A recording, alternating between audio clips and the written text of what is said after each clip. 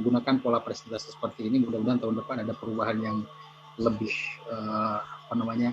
lebih greget dalam segala hal penampilan maupun materi-materi yang disampaikan.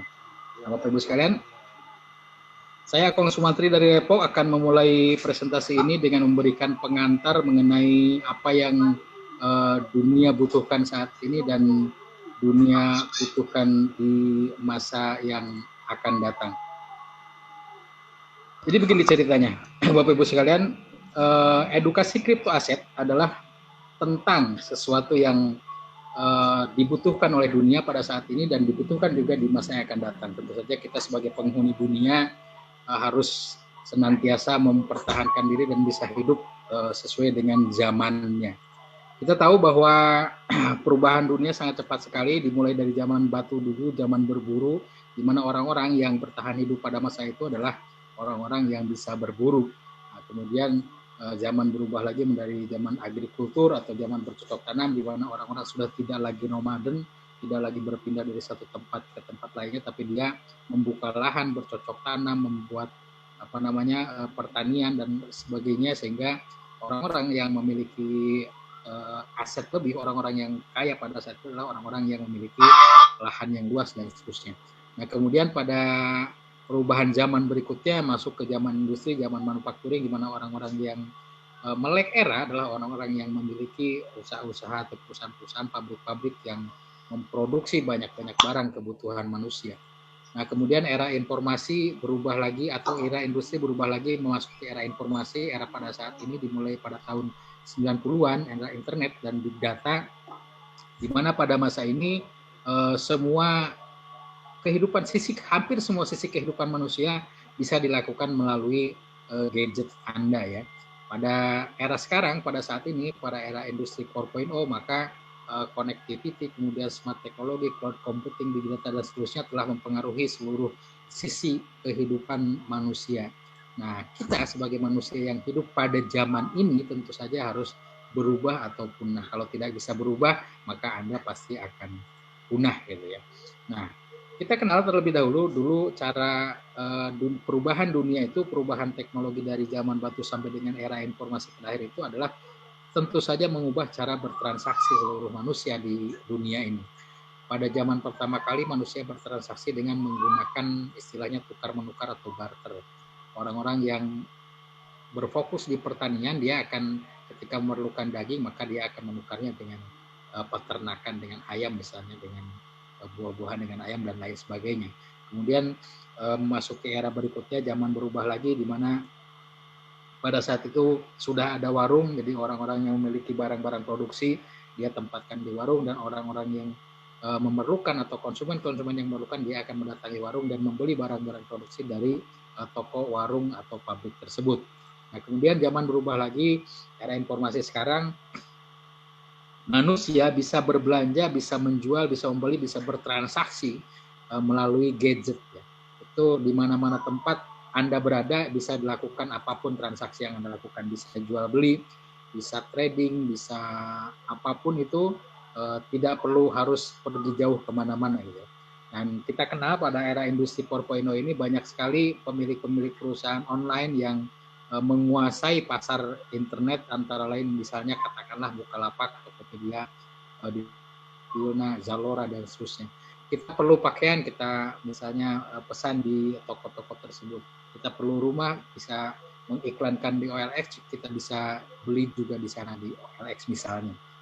Sehingga si Bill Gates mengatakan bahwa if your business is not on the internet, then your business will be out of business.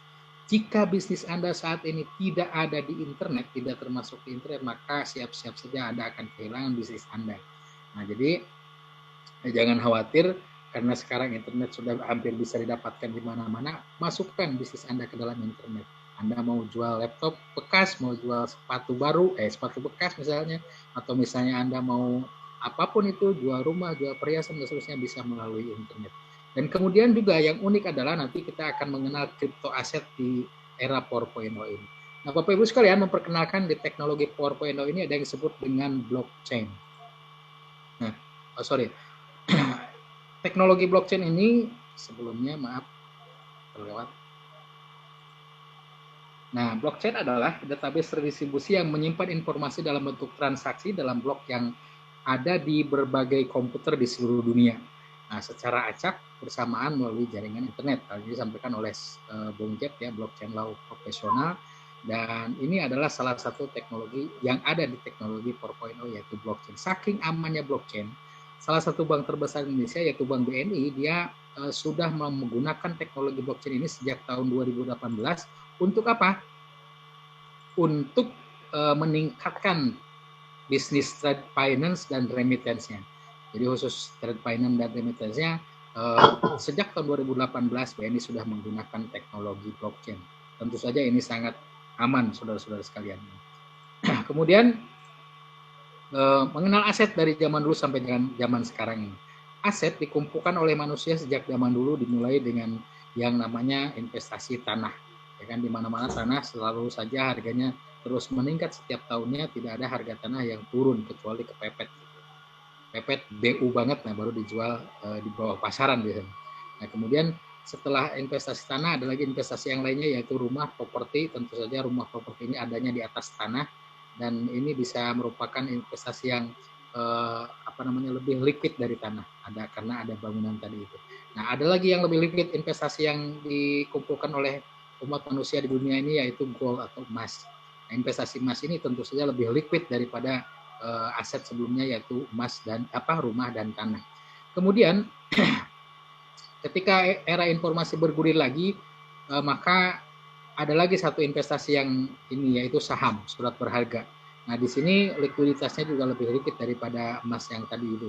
Nah, dan pada era digital ini memasuki era cryptocurrency dan crypto aset. Jadi era industri 4.0 adalah memasuki era cryptocurrency. Jadi hal-hal yang ada di era digital ini adalah salah satunya crypto aset. Apa itu crypto aset nanti akan kita bicarakan. Kita mungkin sudah kenal ada yang namanya Bitcoin, kemudian Litecoin, kemudian Ethereum, kemudian Tron dan seterusnya, ada Ripple dan seterusnya ya. Nah, itu adalah bentuk-bentuk atau macam-macam dari cryptocurrency yang ada di dunia ini. Tentu saja mereka semua ini menggunakan teknologi blockchain untuk keamanan transaksinya. Nah, kemudian Bapak Ibu sekalian, apa itu cryptocurrency dan crypto aset? Nah, mereka adalah aset digital yang menggunakan kriptografi sebagai keamanannya.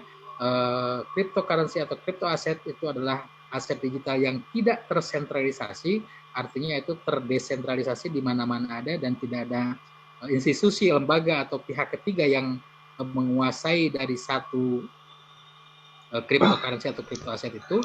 Kemudian aset digital yang bisa dibawa kemanapun bergantung kepada internet. Selama internet ada, maka cryptocurrency atau crypto aset itu bisa ditransaksikan di mana saja.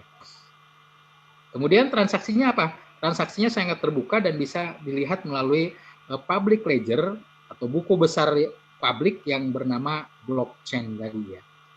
Nah, kemudian Bapak Ibu sekalian, ada top 10 cryptocurrency yang selama tahun 2020 ini menjadikan pilihan untuk diinvestasikan. Dan tentu saja Porsche adalah bukan investasi, akan tetapi barang yang atau sesuatu yang dihasilkan dari bisnis Porsche adalah memang memiliki nilai investasi yang cukup besar atau cukup menggairahkan gitu ya, cukup membuat mata melek gitu ya. Kita kenal yang namanya Bitcoin, kemudian yang kedua Ethereum. Kita akan berbicara yang ketiga nanti adalah Tron. Dan kesemuanya ini atau sudah legal di Indonesia, artinya kita bisa mendapatkannya di exchanger yang sudah ada di Indonesia, ada di bawah Bapepti. Ya, ada Indodax misalnya, Luno, Thrift, kemudian Rekeningku, kemudian Zipmek, Toko Kripto, Pintu dan lain sebagainya. Itu bisa Anda lihat sekalian. Mana yang paling enak nanti kita gunakan, atau silakan Anda gunakan yang sesuai dengan karakteristik dari masing-masing exchanger itu, di mana dia ada dijual, diperdagangkan atau ditransaksikan di situ. Anda bisa menggunakan exchanger tadi itu. Baiklah, ini memperkenalkan Bitcoin versus Ethereum dan versus Tron. Yang pertama kita berbicara sekilas tentang Bitcoin. Bitcoin adalah menurut liputan6.com ya, ini pada ditulis oleh liputan6.com. Bitcoin merupakan aset digital yang kontroversial. Sejak tahun 2009 Bitcoin ada atau lahir yang dikembangkan oleh pemrogram yang namanya Satoshi Nakamoto, dan dari sejak tahun 2010 sampai 2017 atau lebih kurang 7 tahun itu harga Bitcoin yang awalnya hanya Rp1.000 saja, itu selama 7 tahun bisa naik menjadi 200 juta rupiah. Bayangkan, investasi selama 7 tahun angkanya luar biasa naiknya. Kita punya investasi properti tidak akan naik secanggih ini naiknya ya. Nah, kemudian Bapak Ibu sekalian, tahun 2017 diperkirakan pada saat itu sudah beredar sekitar 17 juta Bitcoin yang ada di seluruh dunia ini. Dan pada 2018, karena pada saat 2017 itu Bitcoin sudah beredar di Indonesia juga, dan sebagian di Indonesia itu digunakan sebagai alat tukar, maka pada tahun 2018 Bank Indonesia berencana melarang Bitcoin sebagai alat pembayaran. Ya. Jadi tidak boleh dijadikan alat pembayaran karena kita punya uang fiat, punya IDR, punya rupiah, maka Bitcoin boleh digunakan sebagai memiliki nilai cryptocurrency yang memiliki nilai investasi yang besar.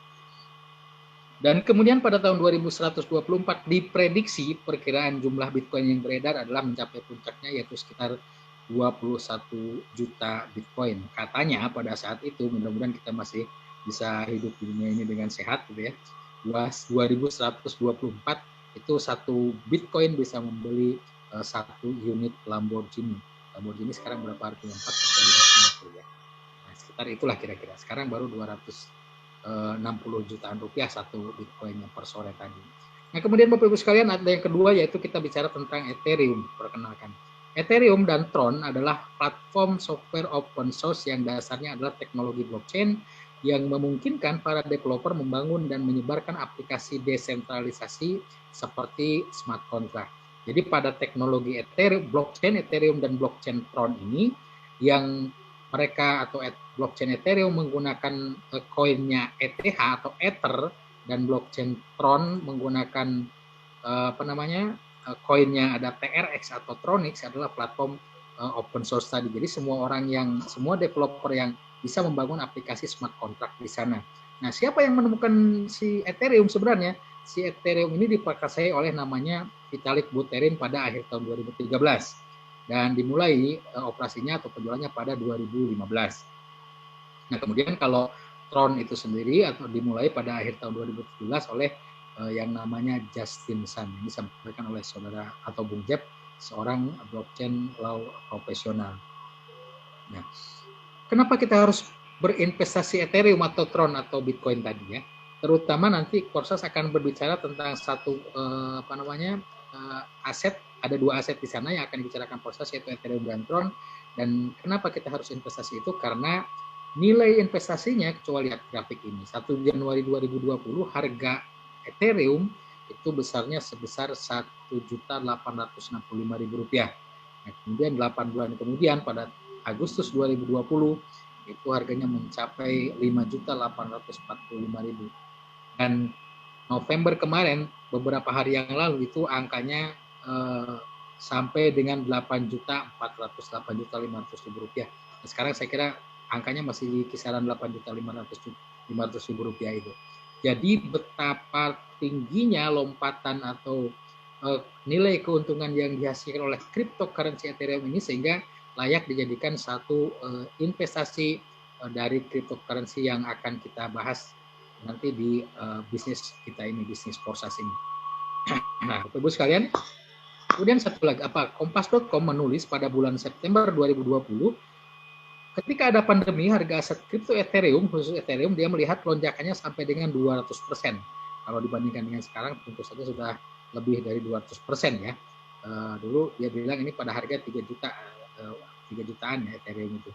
2% itu sekitar 6 jutaan. Nah, sekarang mungkin sekitar 250-300% dari harga waktu itu.